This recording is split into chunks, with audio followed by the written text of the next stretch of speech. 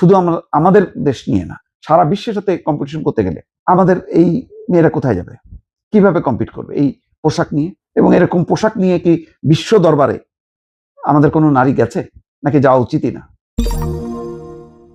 আমাদের হাউসে আমাদের বোনেরা এসছে এমপি হয়ে, আপনি অভিনন্দন জানাচ্ছেন, আমি অভিনন্দন জানাচ্ছেন যে সবাই মেধাবী, দুজনের বক্তৃতা শুনছি, আগামী দিনে কিছু করতে পারবে, ভবিষ্যৎ আছে, লেখাপড়া দ্বারা। কিন্তু বুঝলাম না কারা তারা।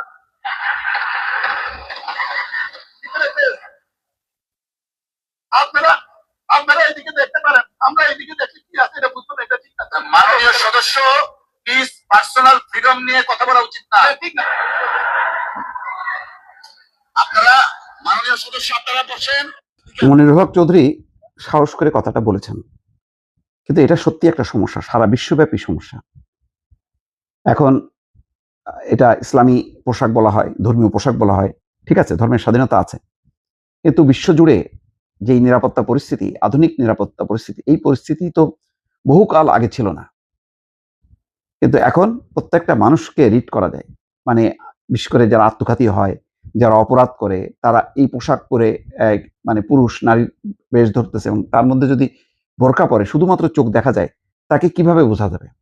এটার কিন্তু কোনো সমাধানটা কেউ দিতে পারেনি, মানে মুসলমানদের পক্ষ থেকে এই সমাধান হয়নি। লন্ডনে দেখবেন যে হিজাব আছে, কিন্তু মুখটা খোলা রাখতে হবে, কারণ মুখের ফেস দেখে নিরাপত্তা মানুষজন সবাই বুঝতে পারে যে আসলে সে ঠিক আছে কিনা। এখন এটাকে বেপর্দা বলা হয়, এটাকে যদি ধর্মের ভাষায় মানে অন্য কথা বলা হয় তাহলে মুশকিল, কারণ ধর্ম নিয়ে কথা বলা যায় না। আজকে মনিরুল হক চৌধুরী সাহসী মানুষ, তিনি বলেছেন, এবং এই তার বলার মধ্যে কি কোনো ভুল আছে কিনা আমি বুঝতে পারছি না, আমি তো ভুল দেখি না। কারণ ধরেন রুমিন ফারানা বক্তৃতা দিয়ে তিনি হয়েছেন, তার মুখমণ্ডল ফেস রিড করা যায় যে কখন ক্ষুব্ধ হচ্ছেন, কখন হাসছেন, কখন রাগ হচ্ছেন। কিন্তু আপনি ধরেন বোরখার আড়ালে আপনি বক্তব্য দিচ্ছেন, মানে চেনাও যায় না, সাধারণ মানুষ চিনবেও না, আবার তার মানে মানে মুখের যে মুখমণ্ডলের এক্সপ্রেশনটা বোঝা যাচ্ছে না। ফলে জিনিসটা অনেকটা এক ধরনের মানে ভাঙা বন্দুকের মতন হয়ে যায়, যে বন্দুক আছে কিন্তু বন্দুকটা ভাঙা। এখন এটার সমাধান আসলে জামাত ইসলামীর করা উচিত ছিল, যেহেতু তারা প্রধান বিরোধী দল সংসদে। এখন তাদের যদি মানে এই খোলস থেকে বের হয়ে এসে অন্তত হিজাব, লন্ডনের নারীরা, মুসলিম নারীরা যেভাবে হিজাবটা পরে অন্তত মুখমণ্ডলটা দেখা যায়, এইরকম একটা বিধান চালু করা তাদের দরকার ছিল, কিন্তু তারা সেটা করেনি। আমি কয়েকদিন আগে দেখছিলাম ডাকসুর ভিপি, চিন্তা করেন, এখন আধুনিক তরুণদের প্রতিনিধি তিনি, তার বিয়ের অনুষ্ঠানে দেখলাম এনসিপি নেতা টেতা বা শিবিরের নেতারা আনন্দ করছে শুধু তাকে নিয়ে, অথচ বিয়ে তো হলো আরেকজন শিবিরের নেত্রীর সঙ্গে। সে কোথায়? তাকে নিয়ে কেন উল্লাস না?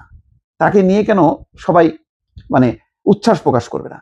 বিয়ে তো একজনের না, বিয়ে তো দুইজনের, কিন্তু ওই যে ধর্মের কথা বলে একজনকে অন্ধকারে রেখে দেওয়া হলো, এবং সেখানে তো নারীরাও তাকে নিয়ে উচ্ছ্বাস করতে পারলো না, কারণ তারা যারা সেখানে গেছে বা যে নারীর বিয়ে হচ্ছে পুরোটাই হচ্ছে আবৃত। তাহলে এটা কি হলো, কি দাঁড়ালো? এখন এগুলি বললে আমি জানি যে স্পর্শকাতর বিষয়, যারা একেবারে গোড়া ধর্মের তারা এটা মাইন্ড করবে, কিন্তু এটা কি ঠিক? ধরেন আজকে আমাদের নারীরা যদি একদম বিশ্বের প্রথম সারির কোনো সভা সেমিনারে কম্পিটিশন করতে যায়, সেখানে যোগ দেয়, তাহলে সবাই সবাইকে চিনবে। আমাদের নারী যদি একেবারে শুধু চোখ দেখা যায় আর কিছু দেখা না যায়, তাহলে সেখানে তো একটা বিব্রতকর পরিস্থিতি তৈরি হবে। এখন এর ফলে কি আমরা সবসময় পিছাই থাকবো? আমরা একটু সবার মধ্যে একটা মানে তামাশা করবে বা ঠাট্টা করবে, খোঁচা মারবে যে কে কে আসছে, তার উত্তর কি? দেখেন ওই যে এমপি আছেন আক্তার, সে আপনার ডক্টর ইউনুসের সঙ্গে গেল জাতিসংঘের অধিবেশনে, সেখানে একটা বৈশ্বিক সম্মেলন, সেখানে বোধহয় জার্মানির একজন বয়স্ক নারী আমন্ত্রণ করছে, সবার সাথে হাত মেলালো, তাসনিম যারাও হাত মিলাইলো, কিন্তু আক্তার হোসেন পট করে হাতটা গুটে ফেললো। তো ভদ্রমহিলার তো একটু অবাকই হলো। এই যে আমরা এই সমস্ত গুলো, এটা হয় কি, মানে আমরা মানে অন্য ধর্মের লোকরা সবাই সবার সাথে মিশতে পারতেছে, সেখানে কোনো সমস্যা না, আমাদের এই জায়গায় এসে আমরা কিন্তু ধাক্কা খাচ্ছি। এইটা সমাধান, যেহেতু ধর্ম ভিত্তিক রাজনীতি করে জামাত ইসলাম, তাদেরকে আসলে সমাধান করতে হবে। মনিরুল হক চৌধুরীর বক্তব্য না এক্সপান্স করে দিল, পোশাকের স্বাধীনতা নিয়ে কথা বলল, কিন্তু এটা তো একটা সমস্যা। মানে আমাদের এখন বিশ্ব তো শুধু আমাদের দেশ নিয়ে না, সারা বিশ্বের সাথে কম্পিটিশন করতে গেলে আমাদের এই মেয়েরা কোথায় যাবে, কিভাবে কম্পিট করবে এই পোশাক নিয়ে? এবং এরকম পোশাক নিয়ে কি বিশ্ব দরবারে আমাদের কোনো নারী গেছে, নাকি যাওয়া উচিতই না? এই কারণেই কি মানে নারীকে সরাসরি আসনে নির্বাচনে কোনো মনোনয়নও দেয়নি। এবং যখন নাকি এনসিপি সেখানে যোগ দিল, এনসিপির প্রগতিশীল যারা নারী তারা কিন্তু রিজাইন করলো। এখন যারা আছে তারাও বোরকা পরে থাকে তাও না, কিন্তু কনসেপ্টটা গোলমেলে। এই যে নাহিদ ইসলাম সাপোর্ট করলো, কিন্তু এটা তো একটা সমাধানটা বের করতে হবে। এখন সংরক্ষিত মহিলা আসনে জামাতের কয়েকজন নারী আসছে, তো তারা যখন বক্তব্য দিচ্ছে, তারা কেন রুমিন ফারহানার মতন জ্বালামি বক্তব্য দিতে পারবে না বা যুক্তিসঙ্গত বক্তব্য দেবে না? তাদেরকে কেন মানুষ চিনবে না? এই প্রশ্নটা কিন্তু থেকে যায়। এটার সমাধান জামাতকে বের করতে হবে, কারণ বিশ্ব অনেক আগায় গেছে, এটা মাথায় রাখতে হবে। সব সময় ধর্ম দিয়ে সবকিছুর সমাধান করা যাবে না।